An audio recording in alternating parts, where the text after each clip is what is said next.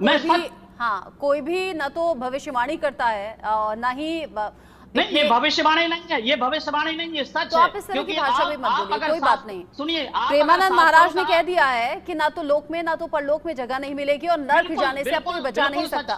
सच का है, प्रेमानंद जी ने जो भी कहा वो सच का है, क्योंकि ये सनातन धर्म के विरोधी लोग हैं। ये शास्त्रों का तोड़ मरोड़ करके पेश कर रहे हैं और आम जनता, भोली भाली जनता को भ्रमित कर रहे हैं। ये टुटका बताना, ये लोगों को भी समझना चाहिए, ये लोगों को भी समझना चाहिए कि कोई क्यों ये टिप्पणी कर रहा है, या इस टिप्पणी का अर्थ क्या है, या फिर हमें किसे फॉलो करना है, किसकी कथाएं सुनने के लिए जाना है, किसके आगे शीश झुकाना है।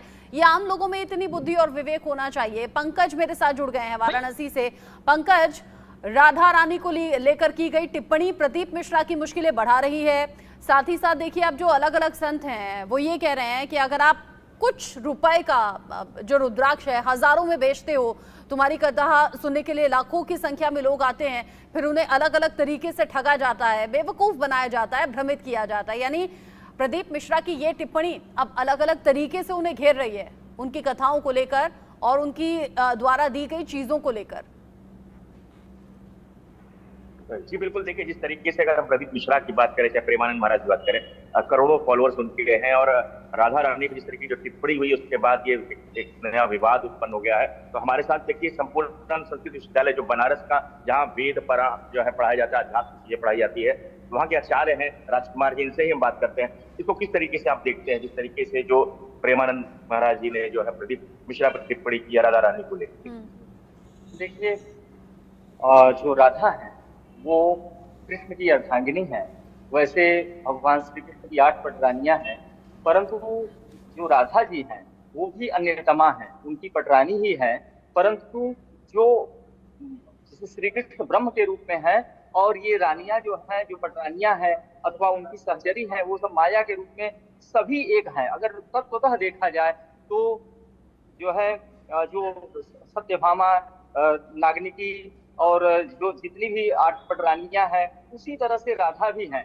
तो राधा को किसी भी तरह से इनसे अलग नहीं किया जा सकता। और चूंकि परंपराया ग्रंथों में, पुराणों में यह प्राप्त होता है कि राधा का जन्म स्थान बरसाने में था, वो जो है व्रज की निवासिनी थी। तो इसमें मैं समझता हूँ कि विवाद नहीं करना चाहिए, जो परंपराया है उसका पालन करना चाहिए।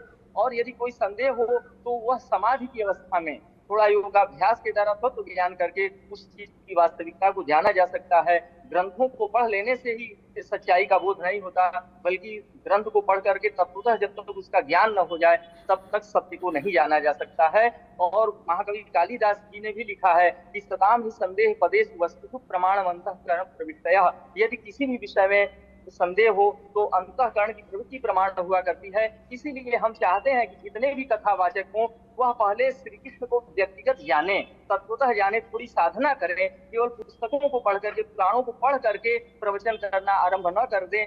मेरा यही जो है सबसे विनम्र प्रार्थना है कि हमारे यहाँ जो भी सनक सनंदन सनातन ऋषि थे, जो भी भागवत आदि पर प्रवचन करते थे, वे सब देवताओं को तत्वतः जानते थे, प्रारंभ में तपश्चर्या करते थे, फिर उन पर कोई भाषण देते थे, उनके विषय में बतलाते थे। आज स्थिति एकदम विपरीत है। लोगों को व्यवसाय नहीं मिलता है तो वो किताबों का अध्ययन करते हैं, पुस्तकों को देखते हैं और लाइन बाय लाइन उसको सुनाने लगते हैं। और जनता भी ये नहीं समझ पाती है कि कथा किससे सुनी जाए। तो कथावाचक की योग्यता होती है। पंकज जी, कुबरेश्वर धाम क्या है जिसका जिक्र प्रदीप मिश्रा ने कहा और कहा कि यहाँ जाकर सबूत देख लें, प्रमाण देख लें, पूछ लीजिए। करना चाहिए, देवताओं से अनुमति लेकर के फिर उनके विषय में व्याख्यान देनी चाहिए। एक बार फिर से प्रश्न दोहराएं। कुबरेश्वर धाम क्या है जहां पर कह रहे हैं प्रदीप मिश्रा कि वहां जाकर प्रमाण देख लें जिसे देखना है? आवाज नहीं आ रही। प्रदीप आप रहिए, हमारे साथ पंकज आप रहिएगा। मैं महंत राजू दास से सवाल पूछ लेती हूं क्योंकि प्रदीप मिश्रा ने प्रमाण वहां पाने की बात कही है। देखिए, वो कह रहे हैं कि अनय घोष से शादी हुई, वो कह रहे हैं रावल गांव की थी, छात्रा गांव में जो उनका विवाह हुआ, अनय घोष के साथ विवाह हुआ। ये सभी बातें तो बोल रहे हैं और कह रहे हैं अगर किसी को प्रमाण चाहिए तो कुबरेश्वर धाम खुला हुआ है।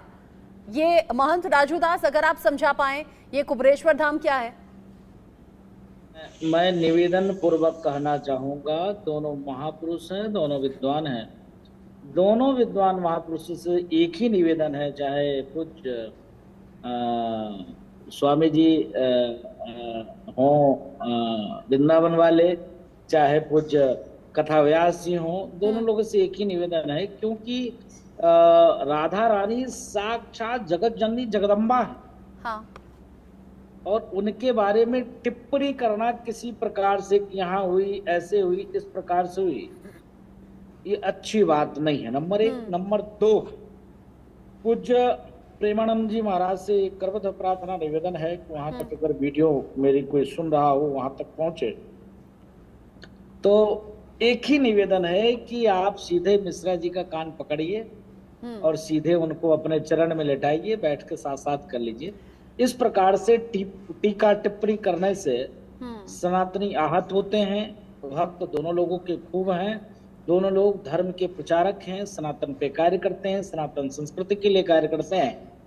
इसके नाते दोनों लोगों से सिर्फ एक ही निवेदन है, कोई निवेदन है नहीं है। यानी आप कह रहे हैं कि कोई महान विद्वान व्यक्ति अगर इस तरीके से आपस में टकराएगा तो उसका आम लोगों पर और उन भक्तों पर बुरा असर पड़ेगा जो इन विद्वानों को मानते हैं, फॉलो करते हैं, उनकी विचारधारा पर चलते हैं। बहुत शुक्रिया आप सभी का हमारे साथ में जुड़ने के लिए। जब भी आप किसी को फॉलो करें, किसी की कथा सुनने के लिए जाएं, तो उसके बारे में जान समझ जरूर लें, अपनी बुद्धि और विवेक का इस्तेमाल जरूर करें। ऐसा ना हो कि अपनी कथाओं के नाम पर कोई आपको भ्रमित करने की कोशिश कर रहा हो। फिलहाल प्रदीप मिश्रा और प्रेमानंद जी महाराज के बीच में जो विवाद है